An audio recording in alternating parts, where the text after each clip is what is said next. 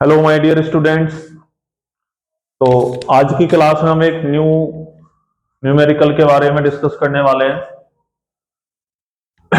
जो कि आपके यहाँ सामने प्रेजेंट हो रहा है। तो ये आपको एक क्यूब दे रखा है, ठीक है। और इस क्यूब में कुछ आपके रजिस्टर्स बने हुए हैं, करंट फ्लो हो रही है, टोटल करंट 3 I है। इस रजिस्टर का करंट I है, यहाँ I/2 है। इस तरीके का ये आपका कॉम्बिनेशन बना हुआ है, ठीक है। अब इस सर्किट डायग्राम के अकॉर्डिंग आपको कैलकुलेशन करने को बोलेगा कि ईच रेजिस्टेंस इज 1 ओम, यानी कि जितने भी यहाँ पे रजिस्टर्स कनेक्टेड हैं उन सबका रेजिस्टेंस आपका क्या है, 1 ओम है, ठीक है। और calculate equivalent resistance and current flow in each resistor, और जितने भी यहाँ पे रजिस्टर्स कनेक्टेड हैं उनमें आपको क्या करना है, करंट का वैल्यू कैलकुलेट करना है। तो बहुत ही अच्छा और इंपॉर्टेंट क्वेश्चन है अकॉर्डिंग टू बोर्ड एग्जाम, चाहे CBSE हो चाहे RBSE हो। तो देखिए कैसे इसको हम कैलकुलेट करेंगे। तो इसको कैलकुलेट करने के लिए फर्स्ट ऑफ ऑल आपको एक लॉ आना चाहिए जिसको हम बोलते हैं KVL लॉ। कौन सा लॉ बोलेंगे, KVL। तो KVL का मतलब होता है किरचॉफ वोल्टेज लॉ, ठीक है। थर्ड चैप्टर का इलेक्ट्रिक सर्किटरी से रिलेटेड जो आपका पार्ट है, ठीक है। तो पहला वाला पार्ट तो इलेक्ट्रिक पोटेंशियल से रिलेटेड है और सेकंड पार्ट उसमें इलेक्ट्रिक सर्किटरी से रिलेटेड होता है। तो उसी में स्टार्टिंग टॉपिक ही है आपका ये Kirchhoff current law, Kirchhoff voltage law. तो किरचॉफ ने 2 लॉ प्रोवाइड किए थे, करंट से रिलेटेड और वोल्टेज से रिलेटेड। तो वही केवीएल आपको यहाँ पे अप्लाई करना है। तो केवीएल लॉ क्या होता है कि sigma I R equal to sigma E, या तो आप इसको ऐसे रिप्रेजेंट करो या इसको हम लिख सकते हैं सिग्मा वी इक्वल टू 0।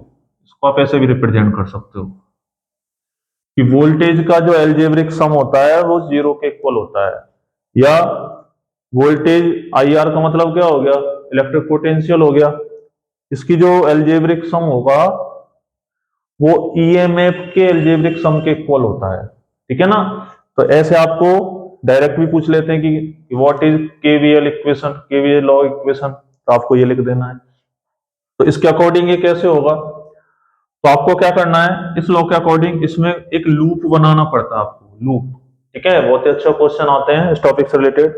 तो फर्स्ट ऑफ ऑल आपको क्या करना है, कुछ भी ध्यान नहीं देना, केवल इस लूप पे फोकस करना है। A B C C dash और यहां से बैक टू A।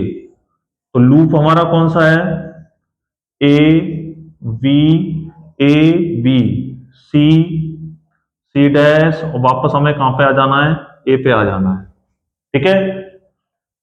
लूपिंग आपकी सही होनी चाहिए।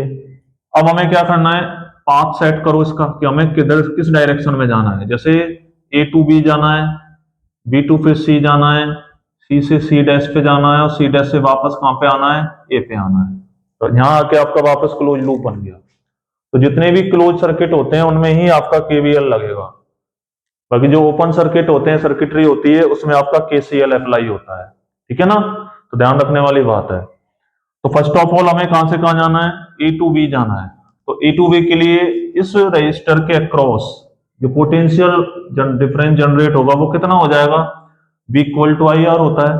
तो आई इंटू आर, तो ए टू बी सबसे पहले यहां पे हो गया आई आर, ठीक है। तो सिग्मा लग रहा है ना, प्लस। अब कहां से कहां जाना है, बी से C, B point to C point, ठीक है।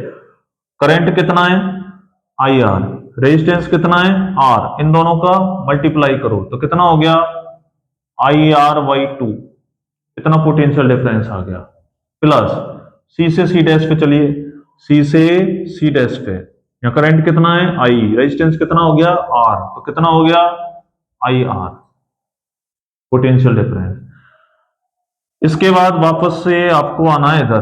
तो इसका जो सपोज ईएमएफ है वो आपका ई के इक्वल है। ईएमएफ कितना हो गया, ई के इक्वल, इसके नीचे 1, इसके नीचे 1। अब इसका एलसीएम कितना हो गया, 2। तो 2 इसका एलसीएम हो जाएगा, तो ये कितना हो जाएगा, 2IR plus IR plus 2IR equal to कितना हो गया, ई हो गया, ये हो गया ना।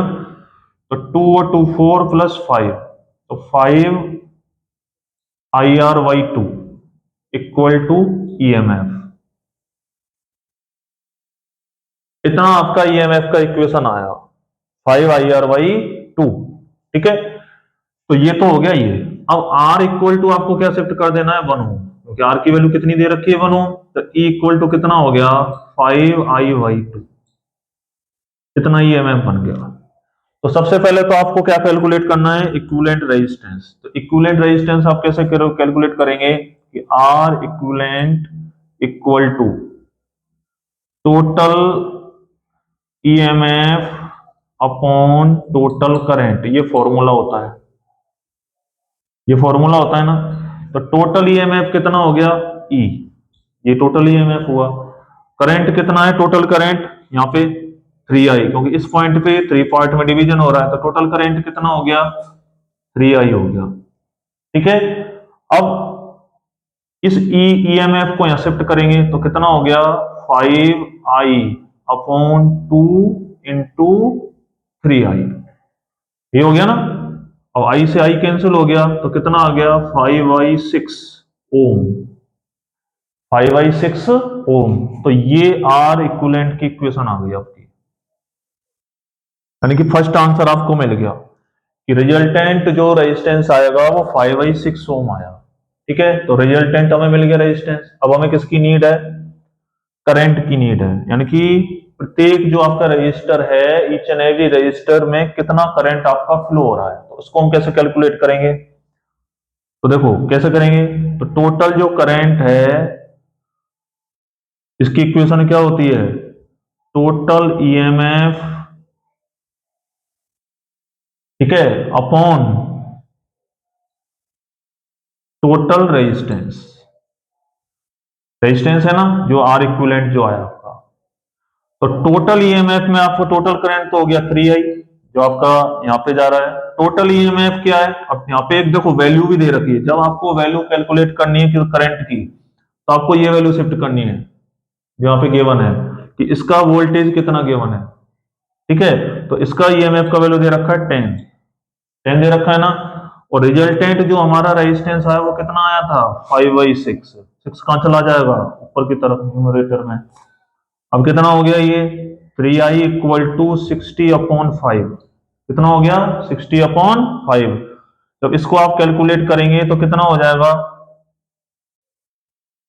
ये हो जाएगा I इक्वल टू, यहां कर लेता हूं इसको, I इक्वल टू 60/5 3 जा 15, यानी कि 4 एम्पियर आपका क्या आएगा करंट आएगा।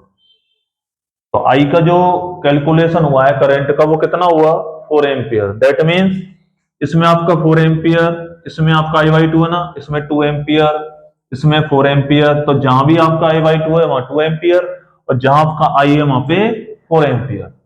तो इस तरीके से आप करंट का वैल्यू और रिजल्टेंट जो आपका रेजिस्टेंस आता है इक्विवेलेंट रेजिस्टेंस, वो आप इस तरीके से कैलकुलेट कर सकते हैं। तो this is very important question according to board examination, ठीक है, चाहे CBSE हो चाहे RBSE हो। तो इस क्वेश्चन की आप प्रैक्टिस करें, ठीक है, कैसे कैसे आप इसको। और सबसे पहले तो इसमें KVL आना चाहिए आपसे, तो KVL किरचॉफ जो लॉ है उनको भी आप थोड़ा फोकस करें, उन पे भी, दोनों लॉ पे, क्योंकि KCL पे भी क्वेश्चंस आते हैं और KVL पे भी आते हैं, क्योंकि थर्ड चैप्टर है आपका। तो आज के लिए इतना ही, बाकी एक न्यूमेरिकल के साथ, एक इंपॉर्टेंट क्वेश्चन के साथ फिर आपके सामने प्रेजेंट होऊंगा। Thank you.